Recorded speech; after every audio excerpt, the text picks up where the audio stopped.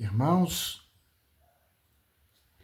estamos de volta na graça e paz do Senhor, que possamos a cada dia edificar a nossa fé através da leitura bíblica do Evangelho, em verdade, que nos edifica, transforma, regenera.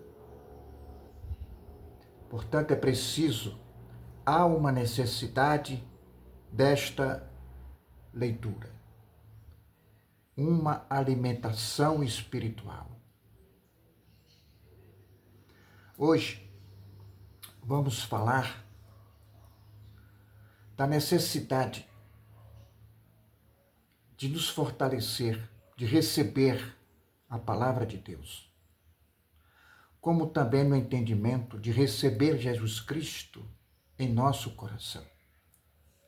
Precisamos abrir a porta de nosso coração para que ele entre. No sentido que está aqui o tema de hoje, é nesse sentido que Jesus Cristo, na sua misericórdia, na sua humildade, ele vai bater na porta. Ele quer cear contigo, pela sua soberania, pela sua majestade. Na verdade, não é ele que tem que bater na porta, é você. Você que tem que bater na porta. E com certeza ele vai abrir, para que você entre no reino de Deus, já estabelecido. Assim como ele disse, eu sou o caminho e a verdade e a vida. Ninguém vem ao Pai senão por mim. Ele é a porta para que você entre no reino e que permaneça no reino.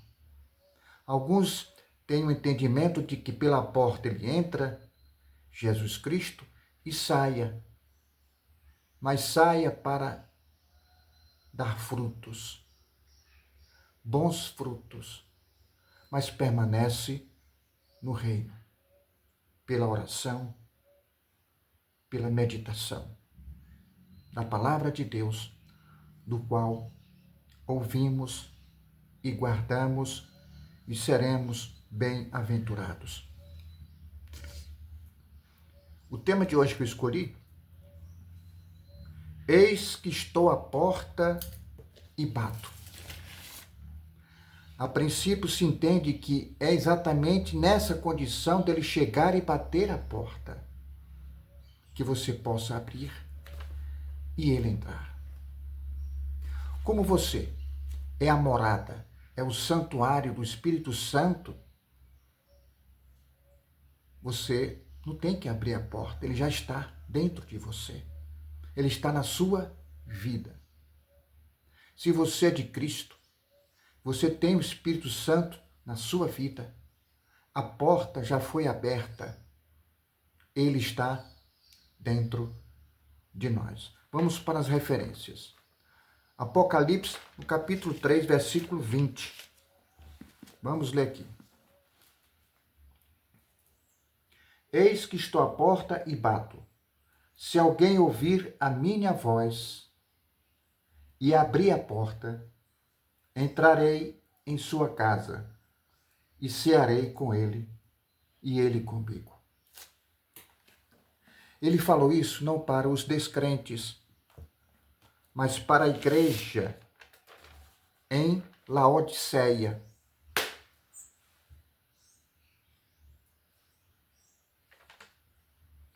No versículo 15, vamos ver aqui no versículo 15. Vamos ler aqui alguns versículos do capítulo 3, versículo 20.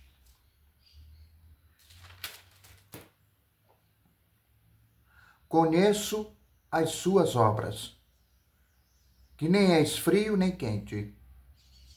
Quem dera fosse frio ou quente. versículo 16.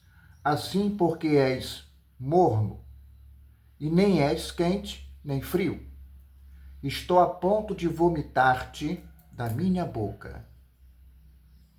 Pois dizes, estou rico e abastado, e não preciso de coisa alguma.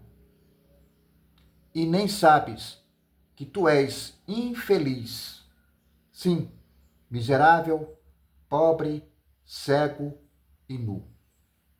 A igreja de Laodiceia não negava a fé, mas era indiferente.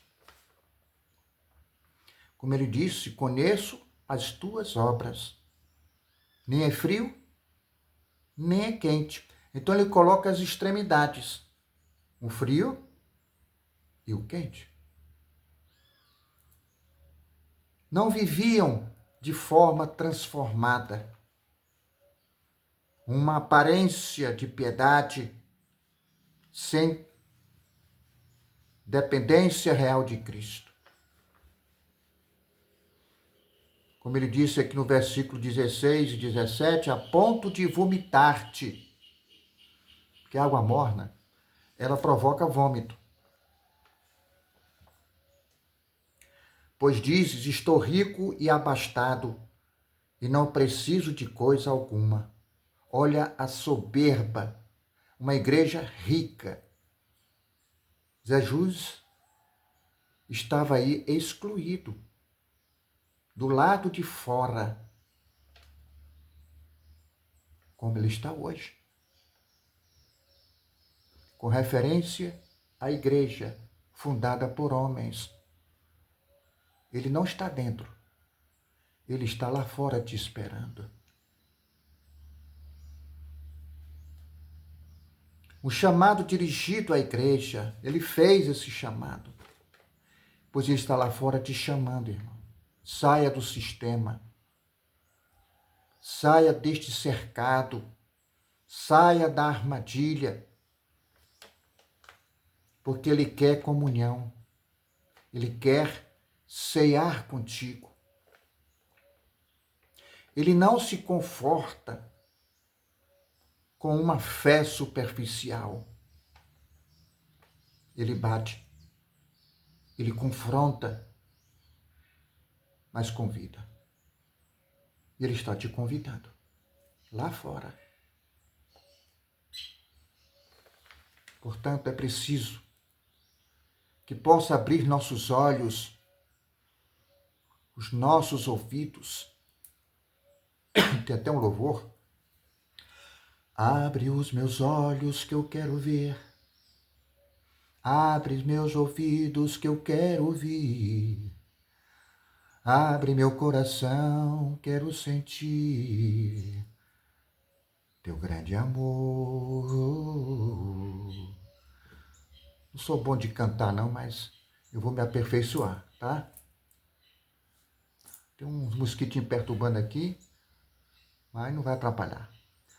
De modo, irmão, que ele está lá fora, ele não está dentro da igreja, ele não habita em santuários feitos por mãos humanas. Depois falaremos a referência sobre isto, que é um versículo que nunca é lido na igreja, porque nós é que somos o santuário do Espírito Santo que foi derramado generosamente em nosso espírito. Hoje somos morada. Quando partimos, o corpo fica. Este corpo, carne, músculos, nervos, vira pó. E o Espírito volta para ele, para quem vos deu. Uma referência sobre a questão que hoje nós temos as igrejas bem estruturadas, ricas em recursos, mas pobres em dependência de Cristo. Como ele disse, miserável, nu, com a igreja de Laodiceia. Com referência à água fria e à água morna, houve um entendimento de que poderia ser a questão do equilíbrio. Há um entendimento a respeito de equilíbrio que as pessoas deveriam ter. Nem frio, nem quente, na condição de extremidades. Sejamos mornos. Mas esse entendimento de alguns teólogos que eu vi com relação a esse entendimento. Mas a água é uma referência de vida. Pela região árida, é de grande importância para a vida. Como ele viu lá nas festas dos tabernáculos, no último dia em que eles levariam água do poço de Siloé para lavar as escadarias. Isso é um cerimonial. E ele estava ali sentado, vendo o povo passando com vasos na cabeça. Até de uma forma bem... Ele se levantou em alta voz. Quem vem a mim não terá sede. Eu sou a água viva. É com referência ao Espírito Santo que seria derramado. Que naquele momento não havia ainda a glorificação do Espírito Santo.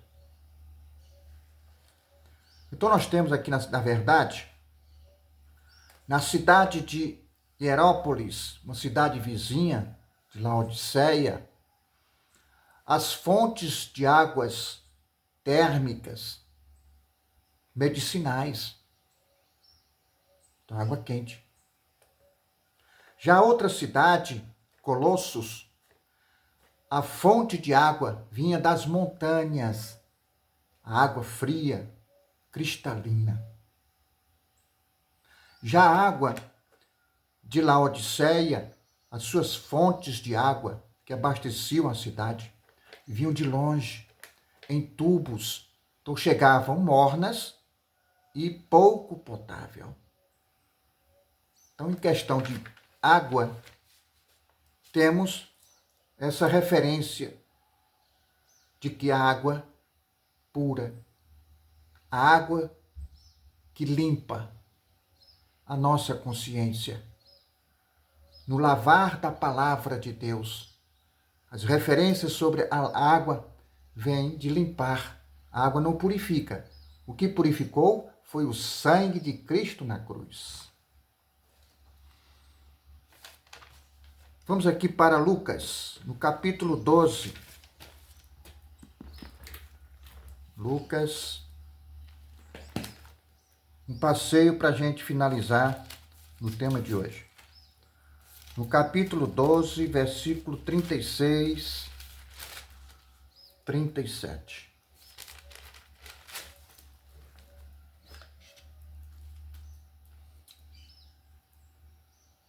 Sede vós semelhantes a homens que esperam pelo seu Senhor, ao voltar ele das festas de casamento, para que quando vier e bater a porta, logo lhe abram.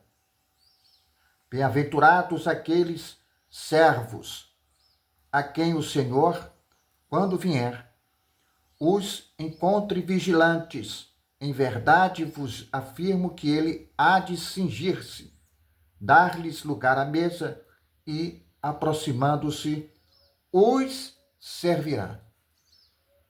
Porque ele veio para servir e não ser servido por mãos humanas. Então nós temos aqui esse estado de espera, de você estar vigilante, porque era, na antiga aliança, a possibilidade de você ficar na esperança do arrependimento e a esperança da salvação que aconteceu na cruz. O versículo 34, porque onde está o vosso tesouro, aí está também o vosso coração. Então as pessoas procuram tesouro. E onde está o tesouro? Está o coração do homem. Então, se o tesouro não é o que está na igreja, como sabemos, igrejas bem estruturadas, ricas, com paredes de ouro, como, só citando um exemplo, o Vaticano lá tem, eu nunca, mas já vi em documentários, tem um arsenal, né? Um mostruário de peças de ouro dos papas, da história papal. Uma igreja tão rica. Essa riqueza está mostrando só apenas na condição soberba. Que necessidade, que visão espiritual nós temos a respeito de ver utensílios, materiais, coisas físicas, de ouro, que foram usados pelos papas, enquanto o povo, muitos passando fome, como nas igrejas evangélicas, uma riqueza. Aí está. Onde está o tesouro, está o coração do homem.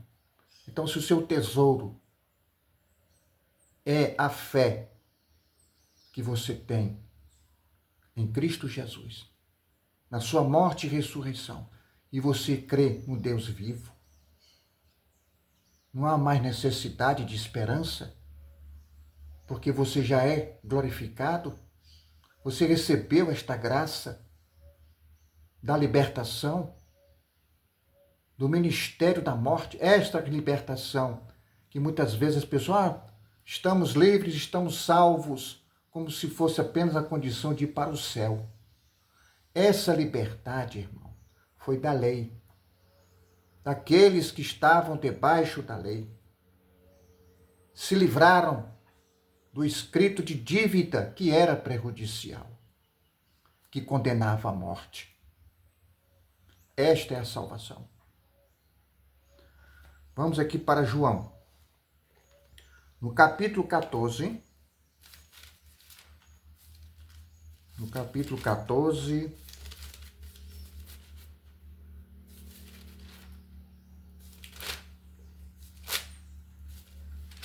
versículo 23.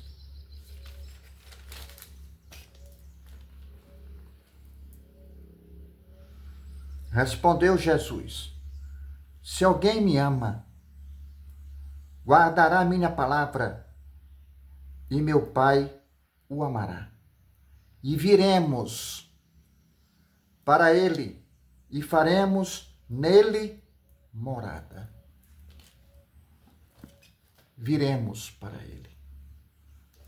Nós é que temos que caminhar para ele, pegar o caminho da verdade, que é o Evangelho, e não ficar à beira do caminho, cegos. Os líderes religiosos querem que você fique à beira do caminho, não pegue o caminho da verdade. Precisamos caminhar para Cristo. Eu sou o caminho e a verdade e a vida. Quem vier. Então aqui está, mais uma vez, reforçando essa necessidade de irmos para ele e não ele vir para nós. Então fica nesse entendimento de que ele não tem necessidade de ir atrás de você. É você que tem que ir atrás dele. Abra o seu coração, bata a porta, eu tenho certeza que ele vai abrir. Aqueles que vos pertencem. Aquele que o Pai indicar, segurarei na mão dele, não soltarei e ressuscitarei no último dia. Isso, aqueles que estavam debaixo da lei. Hoje, na condição de que estamos livres, a salvação corresponde a lei. A lei boa, santa e justa, do qual ela teve a sua eficiência, mas que tudo leva a Cristo. Sombras da antiga aliança levam a Cristo. Hoje estamos na luz e não nas sombras. Portanto, irmão, ele está na porta da igreja, lá fora. Ele não está dentro. É um assunto que mais na frente poderemos trazer as referências para que não fique um vídeo mais longo, mas já escrevi sobre isso e haverá oportunidade da gente falar sobre essa condição de que ele não faz morada em santuários feitos por mãos humanas. Porque nós é que somos o santuário. Ele está dentro de nós. O poder de Deus está dentro de nós para nos fortalecer, para que possamos a cada dia superar as dificuldades, as tribulações, porque elas existem. E a cada tribulação que se vence, porque somos vitoriosos, nos fortalecemos cada vez mais. Na graça e paz do Senhor. Portanto, se você escutar a voz ou o toque-toque na porta, claro que a gente tem que olhar pelo buraquinho. Quem é que está abrindo a porta? A quem você vai abrir a porta? Na paz e graça do Senhor Jesus Cristo, com muitas bênçãos. Um abraço. Deus te abençoe.